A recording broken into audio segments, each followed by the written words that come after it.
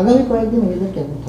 হ্যাঁ, এখন যেহেতু বে অফ বেঙ্গল থেকে অনেকটা ময়েশ্চার ইনকারশন রয়েছে দক্ষিণবঙ্গে, তাই আজকে যেরকম দেখতে পাচ্ছেন যে থান্ডার ক্লাউড তৈরি হচ্ছে এবং বিভিন্ন জায়গায় বজ্রবিদ্যুৎ সহ বৃষ্টিপাত হচ্ছে, এবং এই একই রকম বজ্রবিদ্যুৎ সহ হালকা থেকে মাঝারি বৃষ্টির সম্ভাবনা প্রায় প্রতিটি জেলাতেই আগামী 5 দিন থাকছে। এর সঙ্গে আজকে যেমন ভারী বৃষ্টির সম্ভাবনা রয়েছে দক্ষিণ 24 পরগনা জেলাতে, এবং তার সঙ্গে ডে 3 মানে আজকে হচ্ছে 20 তারিখ, 21, 22 তারিখ, 22 এবং 23 তারিখ ডে 3 এবং ডে 4-এ ভারী থেকে ভারী বৃষ্টিপাতের সম্ভাবনা থাকছে দক্ষিণ 24 পরগনা, উত্তর 24 পরগনা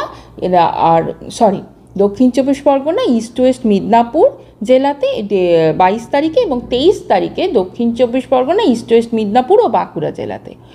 এর সঙ্গে উত্তরবঙ্গেও ভারী বৃষ্টিপাতের সম্ভাবনা রয়েছে আজকে দার্জিলিং ও জলপাইগুড়ি জেলাতে।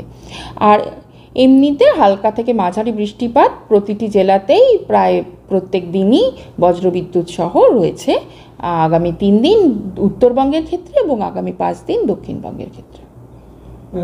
কলকাতায় 1-2 পশলা বৃষ্টি, হালকা থেকে মাঝারি বৃষ্টি বজ্রবিদ্যুৎ সহ হওয়ার সম্ভাবনা থাকছে কালকে।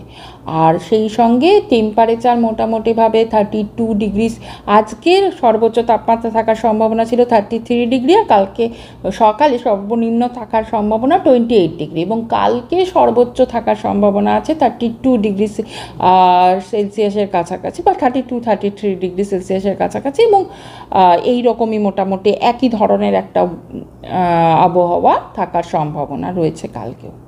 সিস্টেম কিছু আছে নতুন করে?